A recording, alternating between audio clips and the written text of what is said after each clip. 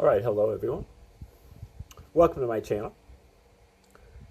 This here is an educational channel, and we try to expose you to theories of everything, ancient and modern, and mainly from obscure sources that you probably wouldn't have heard of or know about otherwise.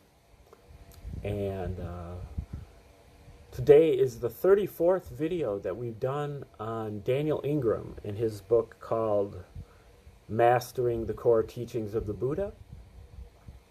And this is, I would say, a theory of everything. It's got a little bit of everything in it, but it's particularly about meditation, which I guess is also a technique of everything. Sitting there and observing your own experience, trying to figure out how you're put together that way, and also enlightening yourself, ending suffering for yourself. And so we are, I believe, in chapter 28 of this book,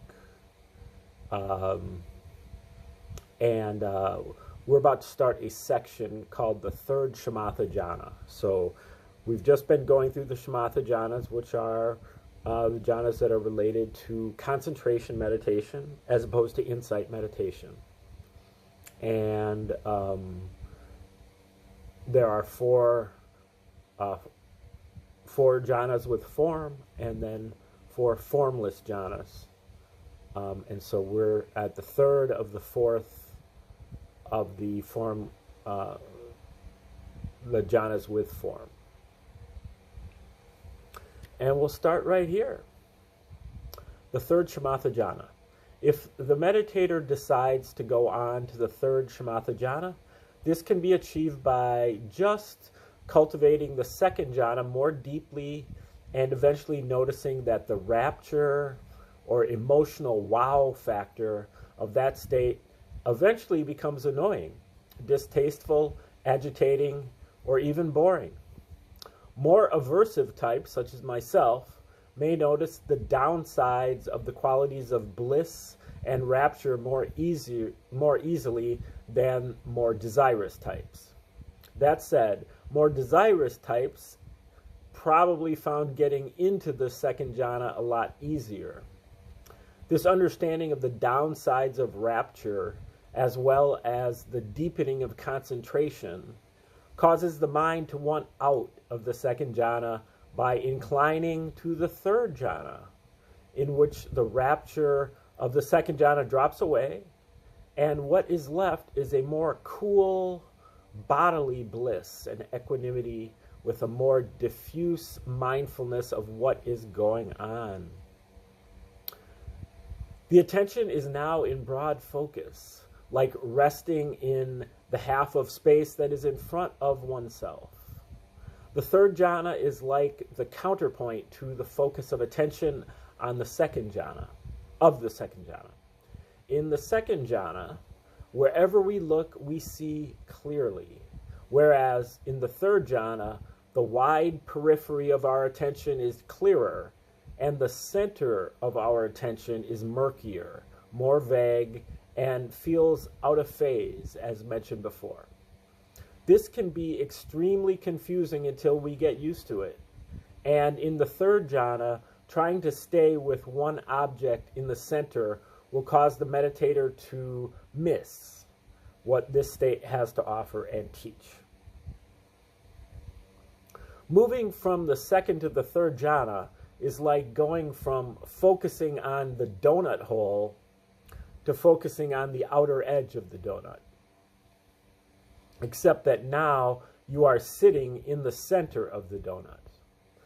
This is much easier to appreciate if one is doing a visual practice like a candle flame, kasana, than it is with some other objects.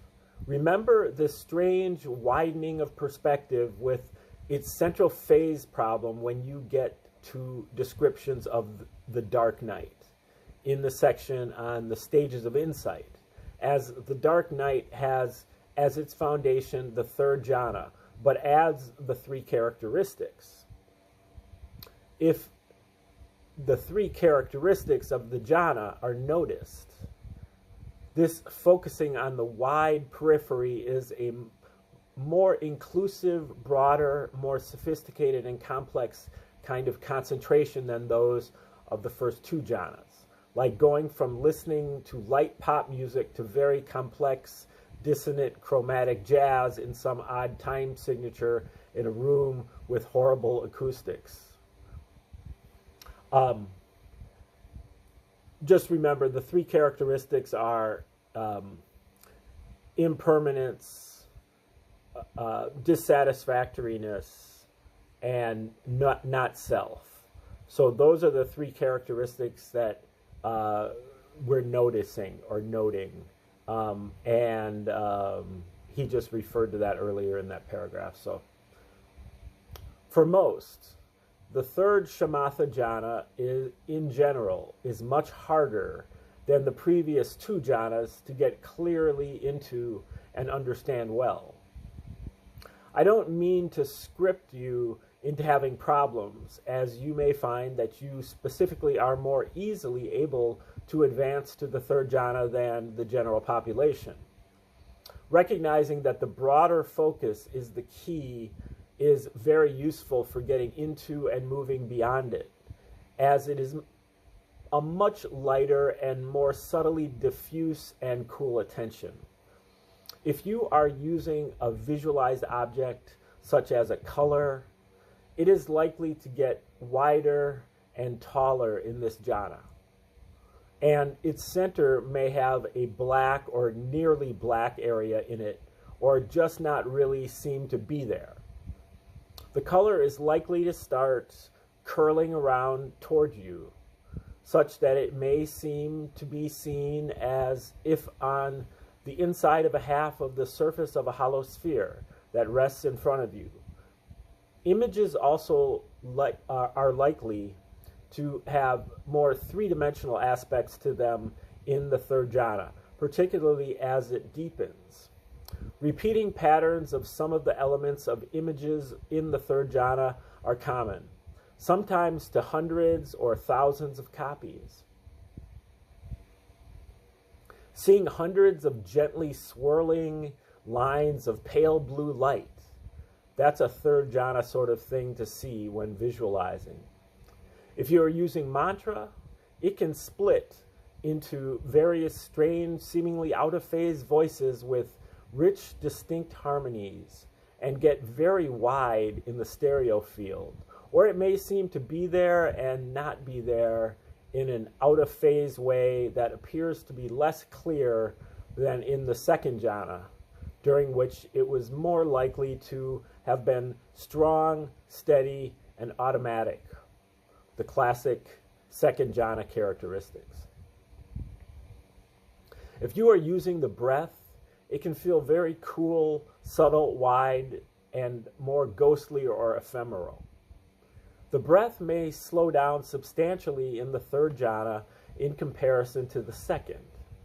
The sense that we could drop far down into the breath, like we could drop through the floor with the out-breath and just stay down there somewhere, is common for those using the breath as object in the third jhana. Also, the sensations of breathing are more likely to disappear entirely in this jhana than in the previous ones, though that can happen in any of the jhanas depending on the focus of attention. If you are taking the natural qualities of attention in the jhana themselves as your meditation object, then it can feel like you are far underwater in a place of very out-of-phase stillness. Taking the breadth of attention itself as object is one of my favorite ways to get into this jhana.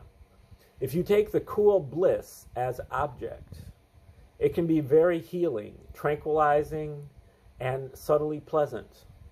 If you take the element of equanimity that begins to develop in this jhana, then deep states of stillness and contentment are possible.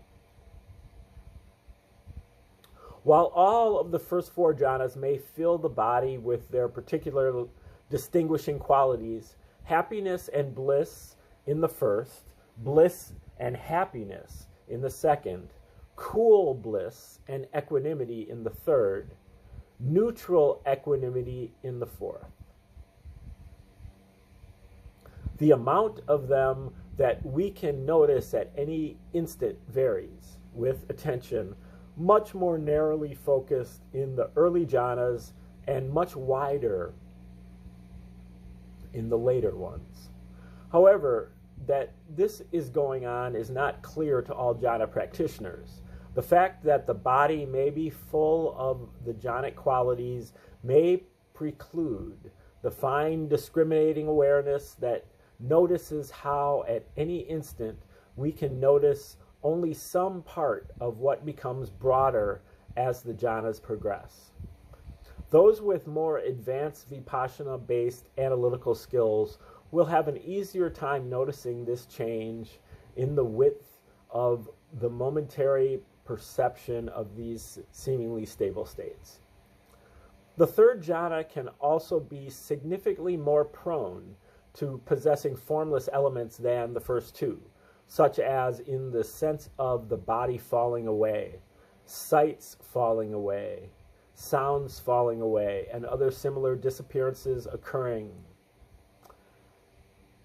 Later, I will discuss more technical ways to map these various extended aspects of the various jhanas. While these formless elements can occur in any of the jhanas, depending on how they are developed, the third jhana is where they become more likely, as the third is naturally conducive. That this jhana can have formless elements also increases the potential for it to cause confusion in those who are trying to map their progress, as they can then conclude that they are farther along than they actually are. In its pure and simple breadth, profound but diffuse and subtle clarity, balance, contentment, and a subtler bliss, the third shamatha jhana is even better than the second. It is no wonder that people can easily mistake these jhanic states for enlightenment, as they can seem to fit some imprecise descriptions of what enlightenment might be like. Remember that enlightenment is not a mind state, nor is it dependent on any condition of reality. It does not come and go as these states do. Again, from this state, meditators have a few options. They can, 1, get stuck, 2, move on to the fourth jhana, or 3, investigate this state and begin the process of insight, the progress of insight.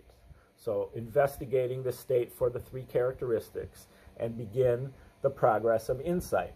This would require careful attention to make sure that all the specific sensations that make up peace, equanimity, subtle bliss, and spaciousness are clearly observed to arise and pass, not satisfy, and not be self or the property of self. The 3 characteristics. These qualities are not easy to let go of.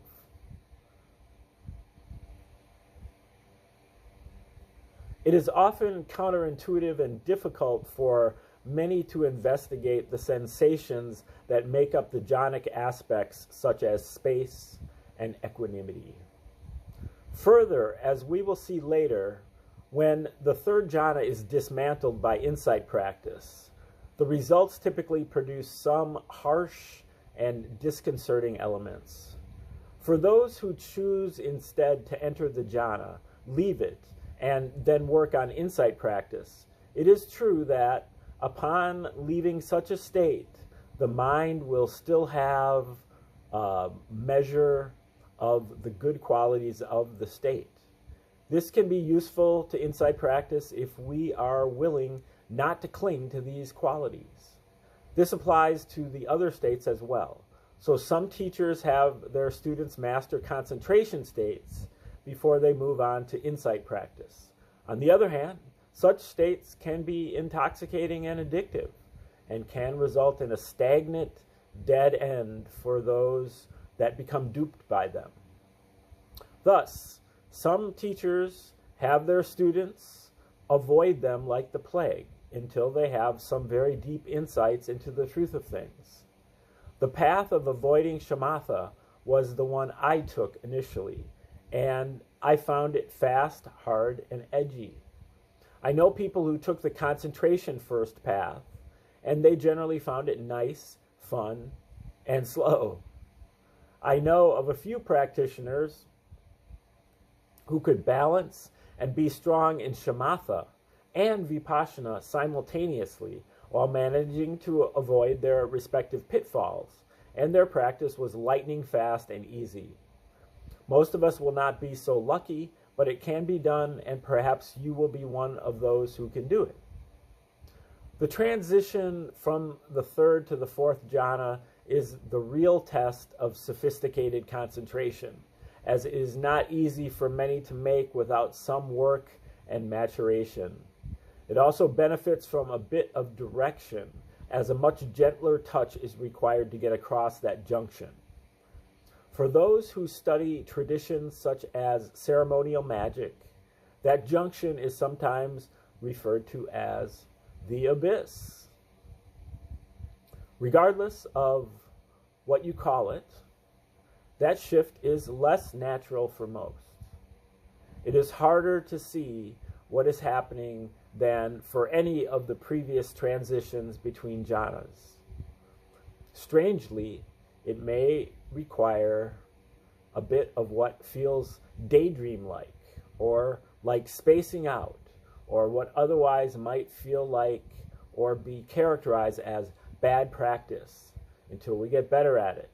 And even then, there is something of these qualities to the shift from the third to the fourth jhana.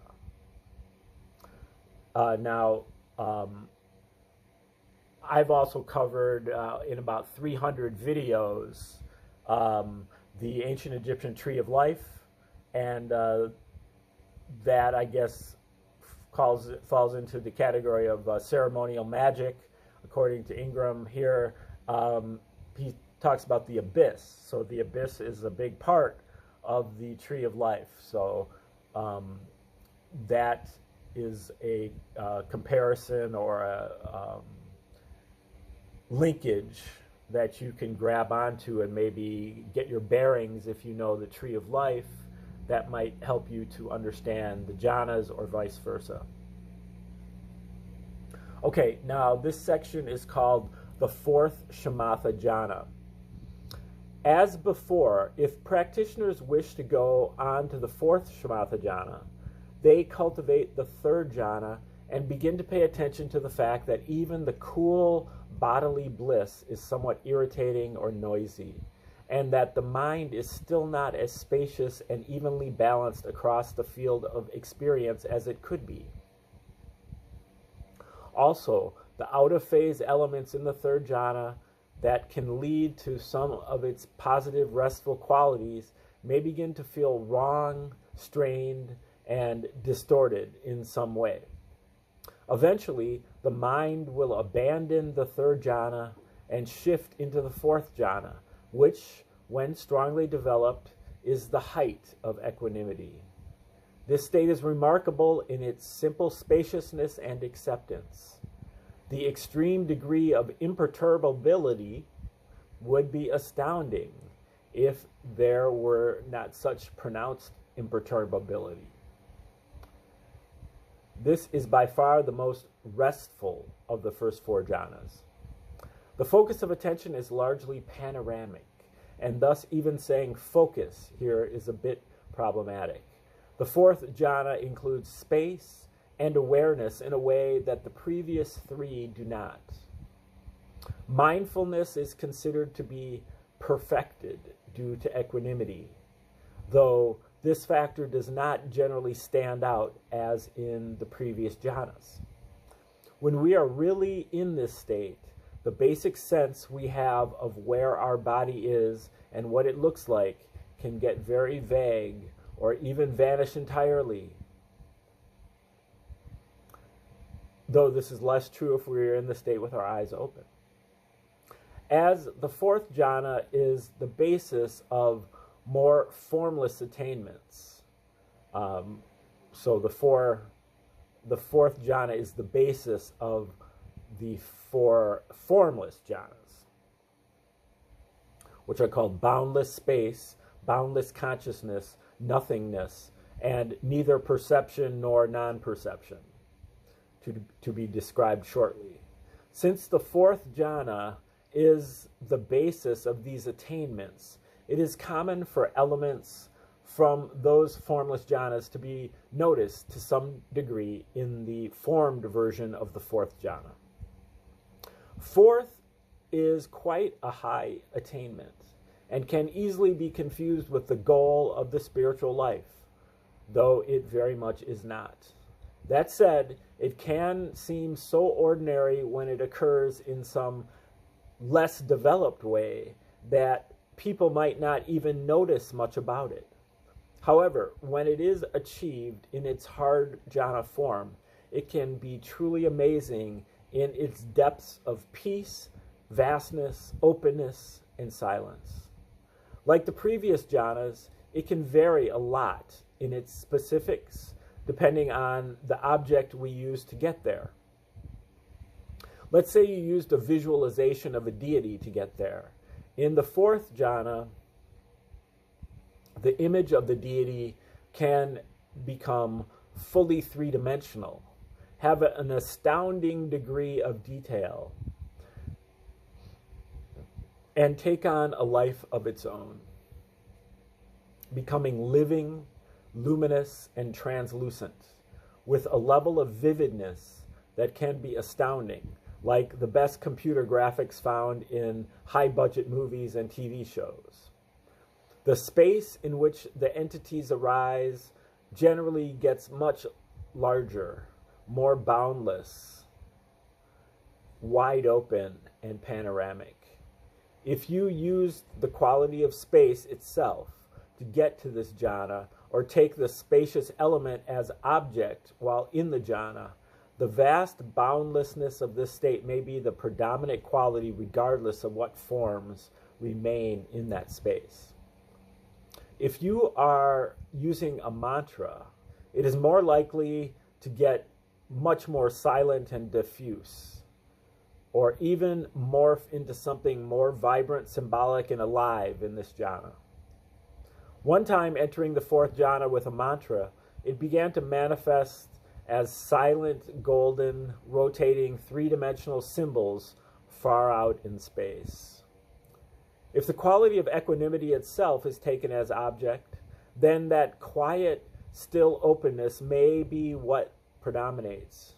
If you used a color, such as white, the object of this jhana, then as the object of this jhana, then that whiteness may pervade everything, as though reality has become a giant space of undifferentiated whiteness.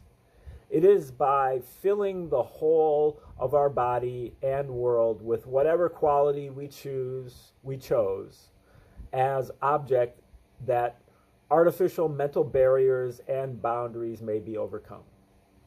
Poorly illuminated parts of the field may be made clear and bright. We can flush out places of habitual perceptual darkness and saturate them with strong attention and clarity by pervading them with our meditation object. This is the measure, this is the treasure that can be found, and the transformation that can occur by the fourth jhana having been done well. From this state, practitioners have quite a number of options. They can, 1, get stuck, 2, move on to the formless realms, the 5th through 8th jhanas, 3, cultivate the experiences that are often described as psychic powers. Much more on that perennially touchy topic later. And that is also an abyss kind of thing. Access more exotic and unusual jhanic attainments, or investigate this state while remaining in it so as to attain insight by noticing the shifting nature of the qualities of the jhana and space themselves as they occur, which tends to have a much more fluxing, flowing, inclusive quality that investigation done from within the lower jhanas. When investigating this state, special attention must absolutely be given to the fact that the myriad sensations that make up equanimity, ease, peace, and spaciousness come and go moment to moment, do not satisfy or provide a permanent resting place, and are not self or its property.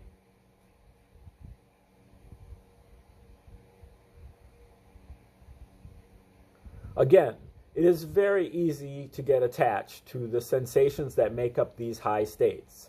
And so great precision, attention, and a subtle but uncompromising honesty must be exercised if the practitioner chooses to investigate this state to cultivate insight.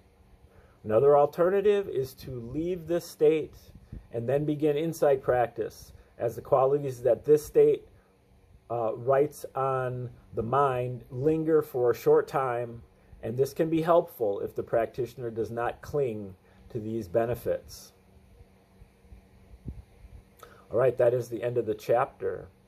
I guess that was chapter 27. This is chapter 28. It's called The Formless Realms. So this is going to be on the 5th through 8th jhanas.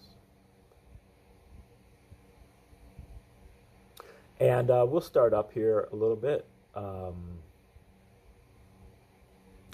At least get into the introduction, which we might repeat later. So we'll do the introduction here and see what happens. The 5th through 8th jhanas are called the formless realms, or formless jhanas. Or, for you polyglots, the arupa jhanas. Interesting.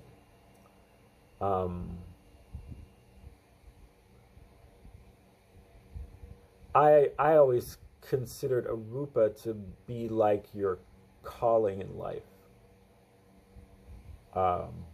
Anyway, to distinguish the first 4 jhanas from the latter 4, the first 4 are thus sometimes referred to as the formed jhanas, rupa jhanas. The formless realms can also be mistaken as much more significant than they really are. The trick is to come to a balanced understanding of what they are and what they aren't, what they are useful for and what they do not accomplish. This is not always easy. All right. I think we're going to stop there. And we'll get into this next section, which is lengthy, called the 5th jhana, boundless space, when we return. Now, I just wanted to say a quick word about this book, which I didn't talk about before. The reason why I chose this particular book to, learn about meditation is because Mr. Ingram, Dr. Ingram here, has what you call put a lot of shoe leather into this. He's gone all over the world, but especially to monasteries in Southeast Asia, retrieving this information for us, not only through instruction from monks who have been in the tradition and who have imbibed a tradition that goes back thousands of years, but also from his own experiences on the meditation cushion, where he talks about meditating 16, 18 hours a day, in some cases for months at a time. When you use that kind of concentration, a dosage of meditation, you get really good at it really fast, and you can get into these jhanas and you can map them out, and that's what he's done. And so he's bringing these maps back to us, and they can help us as, householders to be able to, at least know what we're doing when we're trying to meditate. Even just knowing that, okay, there's concentration meditation and there's insight meditation. You're doing something different with both of them. And both of them have different paths, different maps that they rely on, that they go through. They're similar, but I like this because he's done the work. He's spent his whole life cultivating this, and he's an American. And so he's putting it in our language that we already understand. So we don't have to, pour through the Sanskrit and stuff. Now, it's good to do that. You can't rely 100% on one source. But you want to have some kind of centralized point. And then he gives you a lot of other sources that you can also inform your, but the main source is sitting on the cushion and doing the meditation. And so that's where you're going to really get the wisdom from. Okay, so we will go with this next section starting tomorrow. The fifth jhana, boundless space. Until then, thanks for tuning in, and